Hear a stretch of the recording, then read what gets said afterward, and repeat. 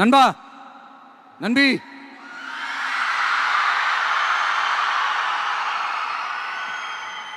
எல்லா மேடையிலும் ரிப்பீட்டடா ஒரு விஷயம் நான் சொல்லுவேன்ல, இப்ப நீங்க சொல்லுங்க. ஒன்னு, இன்னொன்னு, ரிப்பீட்.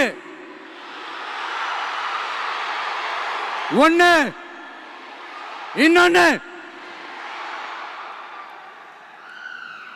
இந்த போட்டி எப்படி இருக்க போகுதுன்னா, மக்களோட மக்களா நிக்கிற நமக்காக மக்களே டிசைட் பண்ணி போறாங்க. My dear sir, my dear uncle,